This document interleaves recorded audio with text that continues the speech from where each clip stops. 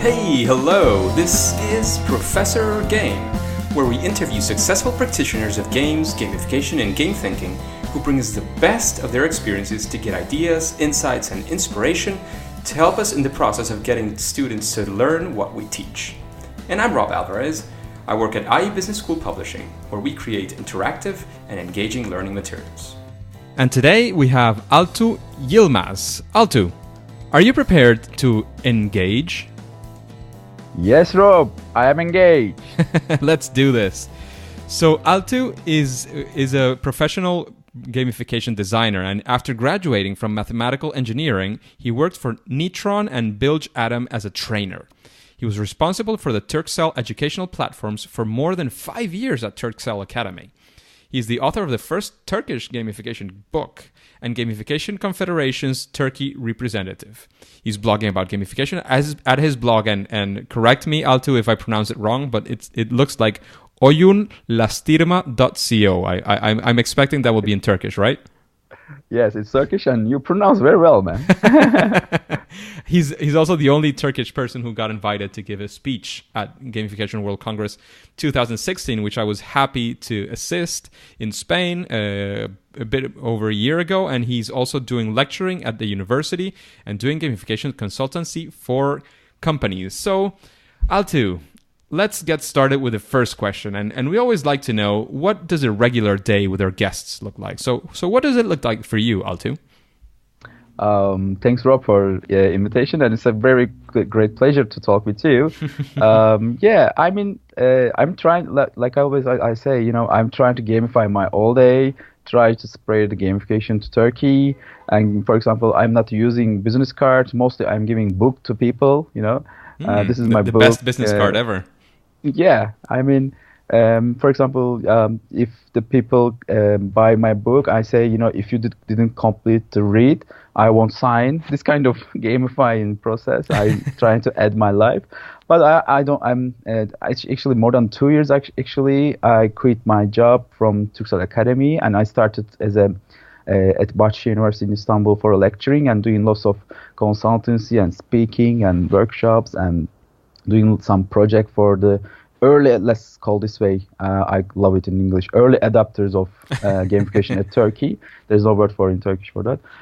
So I made couple project with these companies and I just showed them it works, but also some part of it didn't work, or it worked with the wrong way, something like that. And I'm just sharing very openly in the Turkey with this gamification, and I was the first guy about that. That makes me feel very happy about that.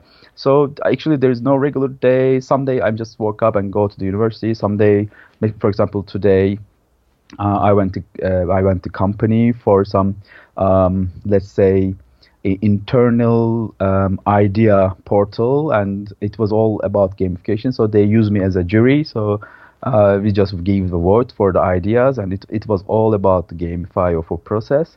So just like this, and people ask me about why you are talking about gamification, because I'm normally educational technologist and I wrote lots of coding.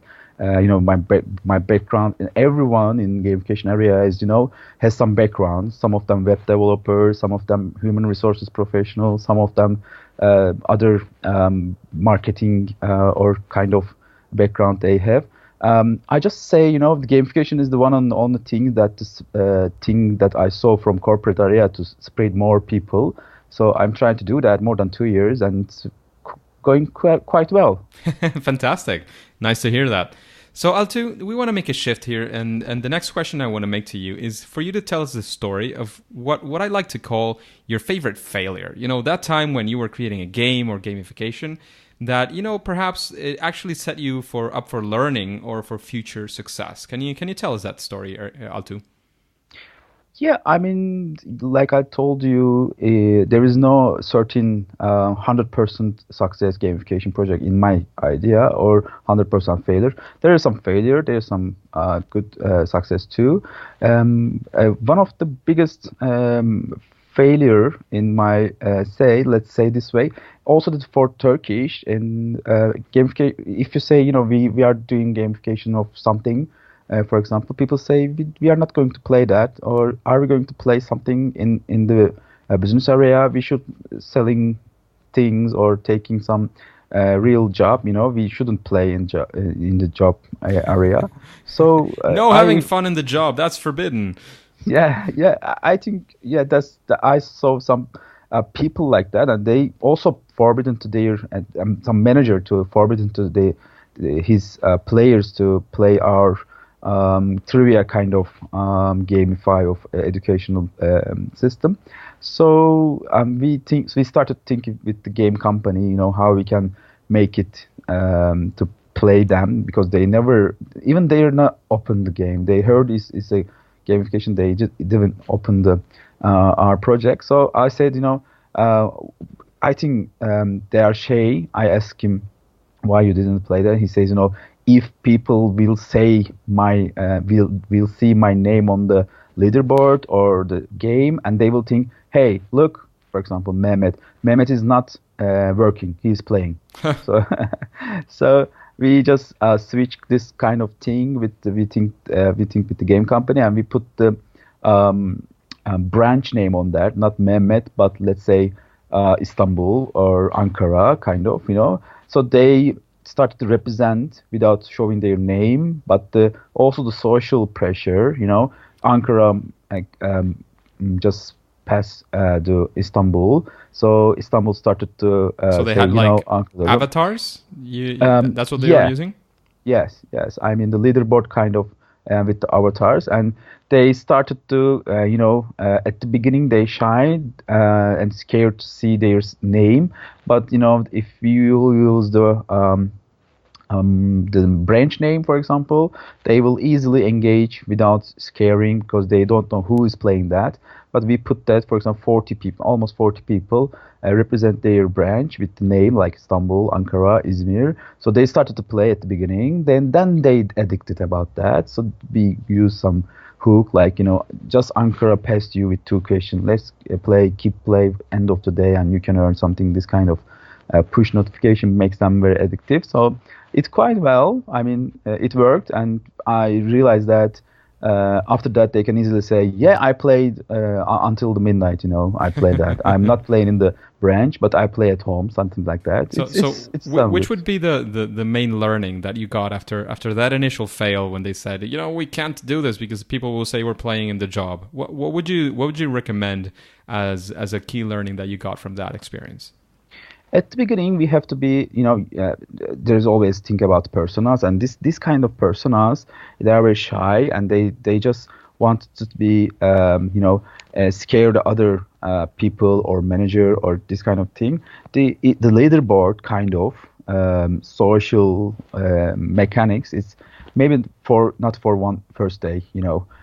Probably you can imagine some phases of the game design. So at the beginning, maybe you shouldn't use any challenge, any leaderboard, any kind of this. They saw their self, for impression, from comparing with the Leslie, comparing with the himself, kind of. Then when they are ready to, yes, I can show my name, I can challenge the other branch or this kind of thing somehow. After the onboarding, they can do that. I think the phases are very important. That's fantastic. I mean, I guess that the main thing that we have to take into account from your story, I would say, is also thinking about who are going to be those personas, those users. If they're shy people, you don't want to get a competition into something that's at least initially not a competition. They don't want to see their names up there. Then don't put their names up there. Always consider what would motivate them. If being on the leaderboard is something that could motivate them, then fine. If it's going to be something that demotivates them, well, that's not exactly what you don't want to do. So that's fantastic. Altug, I'm gonna go into the next question, and again make a 180-degree shift here. And I'm going to ask you, what is the biggest challenge that you've actually faced and solved using gamification? It could be in your life, it could be in a client company, giving classes at the university, at some training. How have you? Can you tell us a story about an interesting success that you've had using gamification? I think the gamification is a great tool for to motivate the people they already wanted to do but can't able to do. And my ideas is always create a personas and understand the target audience and try to be create some journey for them. So I think the biggest challenge is try to understand people and like maybe it's a some cultural things, but Turkish people are mostly shy people and like Chinese people. This is very important. And if you say like what is your motivational, they are mostly saying not correct things. So we cannot see very easily the people motivation. I think create some doing the research about that the biggest challenge when we are trying to do. And as I see, we shouldn't think like we cannot motivate 100% people about that with gamification. Everyone just say that we will create very good behaviors, very good changing behaviors, and creating habit to people. But it's not like that. You cannot target the 100% people. You cannot target the young students and also the old people, for example.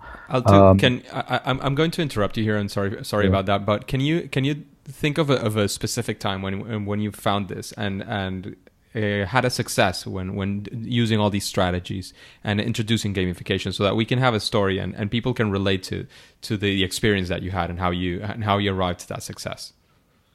Yeah, I mean, for example, some company try to hire people, for example, and they just wanted to play with them.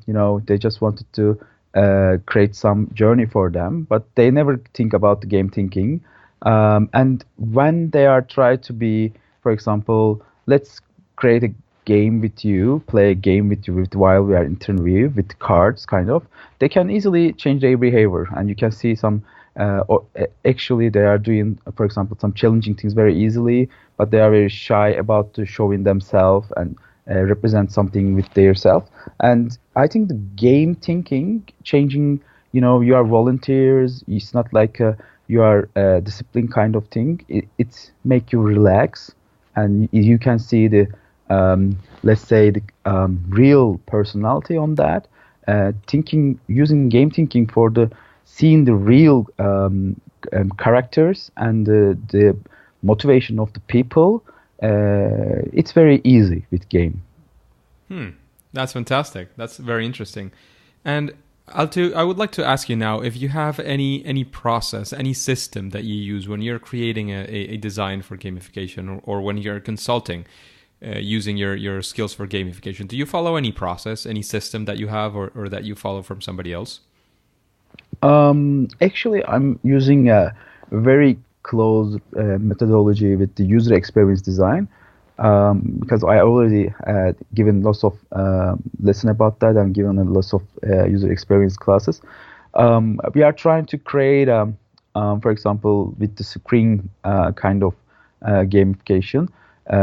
We are trying to create a journeys, like a customer journey, let's say this way, open the screen, put this here and fill up this one. And if you forget, and the second phases, we are trying to focus on the pain points we call, what is the real one? For example, Turkish people loves writing. For example, they are not putting in the digital way. They are using lots of agendas, books, and they are just writing on there. So, but it's not a good thing. One of my project, one of the target was that digitalizations. So because they are using lots of like I told you, the books and some notebooks and agendas, and it's not measurable and targeting from headquarters. So we just say, you forget them here, and we are trying to understand what is the pain points, and we try to understand who is them, why they are not doing this. It could be educational problem. They maybe don't know there. It could be motivational problem. They don't want to do that. They just love to do writing, but we can reward them in there. So we are using some level system on that. First time we are giving some pop-up, hey, this screen you forget, or do you know what is this screen, kind of, adding some points, badges, or maybe some like unpredictable things, some collection stickers kind of game mechanic on there. Then after the journey finished, ideal journey versus the real journey, because real journey has always the pain points. We are trying to measure them. How we can measure this, this kind of thing, because then the gamification engine is coming there. How many times he did that, how many points he earned, how many badges he earned, and how we can calculate with this kind of thing. So, and less thing, how we can make it more fun. The less thing is going to be a fun, it could be story, it could be labeling the badges like a fun way, kind of. So we are just thinking about fun at the last part. So that's fantastic. The first thing is thinking about the whole player journey and thinking what they would do and what's the ideal way that you want them to go through. Then what's the problems that they would encounter, and then you actually get into the deep design of all these things that you create. Is that correct? Yes. Fantastic. Thank you very much for that, Altug. Now we want to go into the next section, and here the engagers are expecting short answers, tips, tools, tactics, something that they can actually implement themselves, not only get inspired, but also maybe they can use tomorrow, or depending on the question. The idea is for them to get all these tools, ideas, tactics, and be able to implement them. So the first thing that we would like to know is what is something that you think that any gamification project could benefit from, or what we could call also a best practice in gamification? I think KPI is very important, Rob. And I talk with lots of experienced gamification people like Joris, like Yukai, like Andrej. I always think about the gamification is targeted changing behavior, and I always thinking like we have to put KPI about these behaviors. Yes, but it's not enough. And I think the power of gamification is about the crowd. For example, as also a couple of my project, we just saw changing the behavior. It's like 10%, sometimes 5%. But let's say the happiness with the portal and checking his friend, or filling up the form or adding his photo of the profile. It's not like you have to do this in 2 days, kind of. It's like opportunities for them to earn more points, kind of. It's the gamification power is I think the attribute to the portal or system is changing with they are not user anymore, they are player, and they are playing with the system. And I think this is like I told before, changing behavior with the real personality is the power of the game. When you are playing a game, you are real Rob. That's the important one.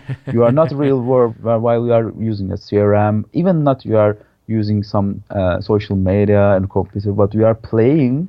When you are feeling like playing, you can easily see the real Rob. So I think that we should add some social interaction KPIs to all our platform and the project. And I started to do that couple, at least my 2 project. I insist about that, and I'm trying to figure out that it's more like 200%, 300%.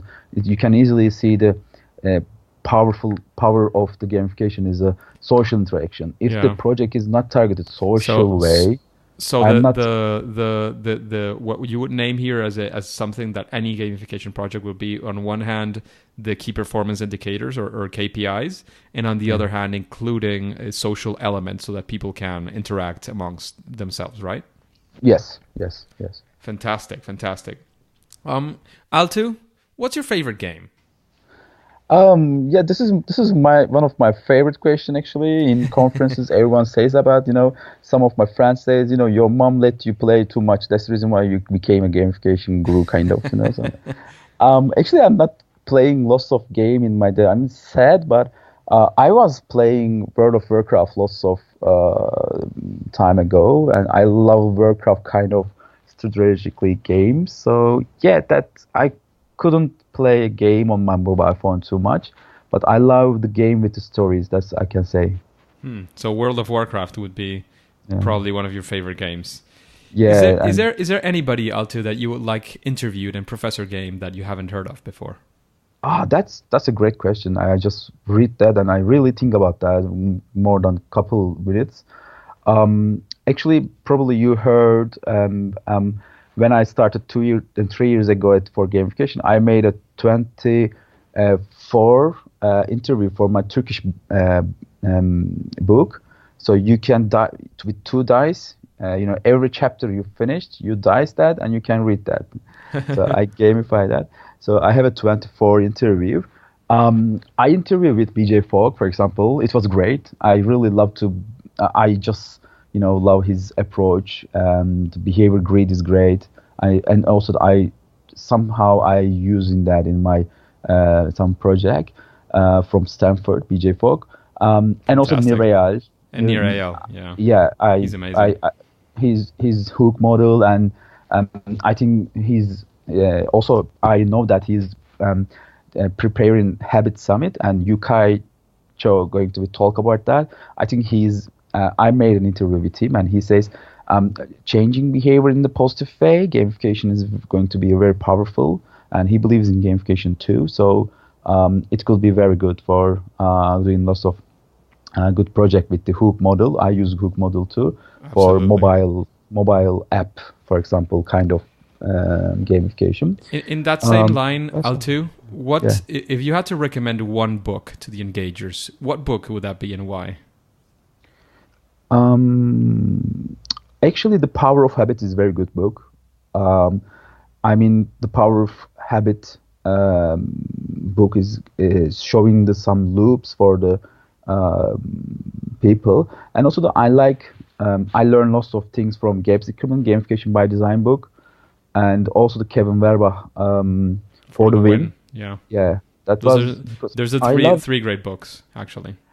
Yeah, and your book, of course. In Turkish. The only problem is it's in Turkish, so I'm not sure how many people in the audience will be able to read it. Hopefully, it'll get translated at some point to English, so we can have access to all that knowledge. Yeah. After I making interview with Kevin Verba, UK, I gave them, and they say, "Yo, it's Turkish, but yeah, we will keep in that." It's a collectible. Yeah, it's collectible. Definitely. Yeah, I like Kevin Verba books. Also showing lots of failure. Failure is very important. So I mentioned at Gamification Europe conference, maybe you can remember about the Disneyland. For example, Disneyland is a great failure project. So it was from his book. It's very important. And gamification. Yes, gamification is work. Gamification is a super. Yes, we are the advocates of that. But it's very powerful. So you have to be careful about that. So we need this kind of book already mentioned about some failure too to learn. Absolutely. And Altu, what would you say is your superpower in gamification, your sweet spot? I think at the beginning I said, I've been in corporate life more than 10 years. I wrote a code, I use lots of responsible for the digital channels and mobile apps, something like that. I think the gamification, when I mention about gamification to people, just people eyes are shining, and just you can easily see the people started to smile about that. Maybe they are just remember their childhood. I don't know, but you will earn badges and you can go out early, something like you can go to lunch with the CEO. Yeah, if you have collect this 10 points more, kind of. I think when I mention about that, I got already superpower. That's gamification. Absolutely. And now, Altu, we're going to move into our random question. So we're going to ask you, how would you use gamification or game thinking or a game to solve this problem posed by the audience? And the question will be, here we go. Okay. The text says, I am an MBA professor, so Master in Business Administration professor. My students are quite busy, so getting them engaged on my subject is a difficult task, even before we start. Is there any tip that you can give me to kickstart engagement with my students, to have them present in the class, not thinking about the readings that they, and this I'm adding this thing.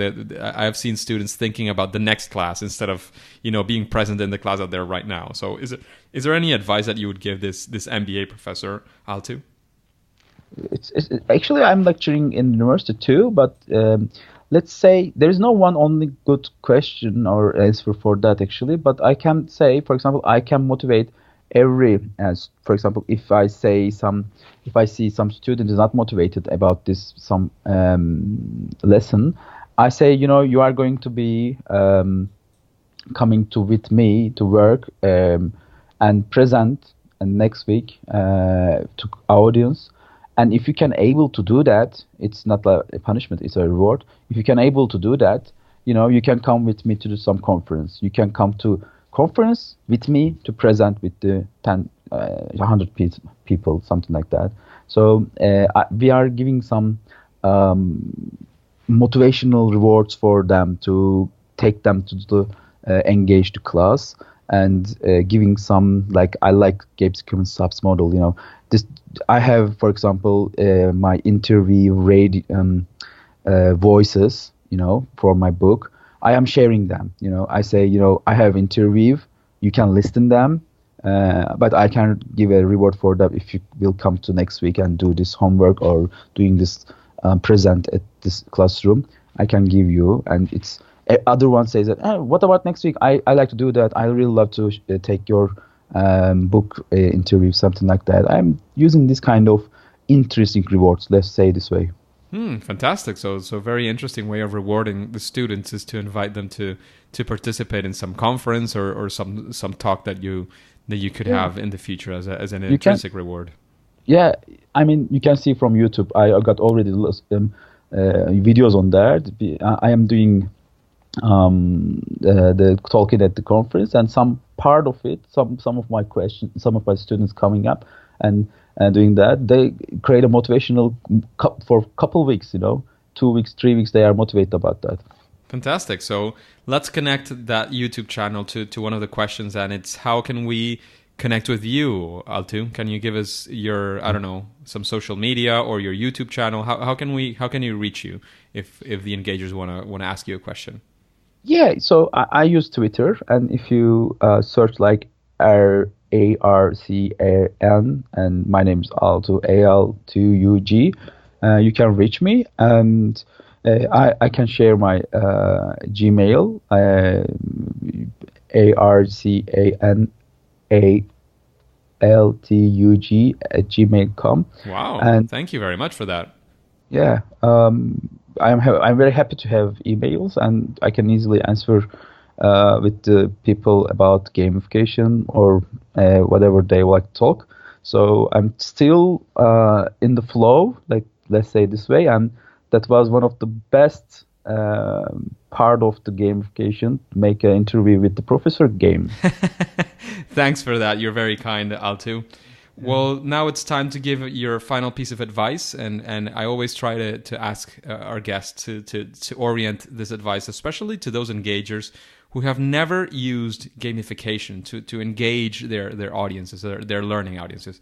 Is there any advice that you would give them how to kickstart their careers in this area? Actually, I'm always trying to be, there's a teacher there, there's a student there. It's 50 minutes, teacher talking, they are listening.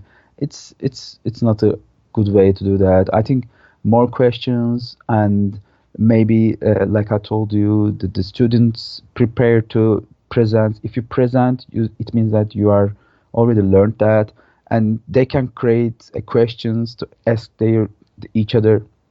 For example, I use lots of digital tool like QuizUp kind of, but I am giving as a reward, like, this group prepared questions for next week, so they are making a group work, and they are just ask the people like teacher. So I'm trying to do this kind of gamify and rewarding things, and it makes them to think about that. And like I told you, I am going lots of conference companies. I am trying to connect to students to companies. For example, I am saying, I will go to this company, you can come and create our persona. If you make some challenge about the creating persona, you can come a real company, and Fantastic. You can be with me. Yeah. Fantastic. And you can work with me for a couple of days. So, or you can present the presentation with me, and we can prepare with that. And I can give them, for example, there are lots of there are another experts in Turkey, like gamification people or other people, I can say, you can work with him too as a reward if you like to work with them. And say, yes, I like to work with Rob, for example. Yeah, I can say, Rob, Rob, this is Ahmed wants to work with you for half an hour. So I'm trying to get in this bridge to create a motivational things. And yeah, it works, by the way. Fantastic. Thank you very much, Altug, for participating in Professor Game. And I must say, it's time to say game over. Oh, thank you, Rob. It's like I told you, I'm still in the flow, and that was one of the best thing in my flow for gamification. Thank you again, Erkan. Let's leave it until next time. Thank you. Thank you, Rob. See you later. Bye bye. Hey, Engagers! It's fantastic to have you around, and thank you for listening to Professor Game Podcast. If you want more interviews and more details from this interview with Altug Yilmaz, you can go to professorgame.com, just type in the search bar Yilmaz or Altug, A-L-T-U-G, and you'll find the episode there. In professorgame.com, you can also subscribe, and that way we can be in contact and you will have exclusive access to opportunities that Professor Game might have for you. And before you go into your next mission, would you like to know how to align values, principles, and epic meaning from gamification?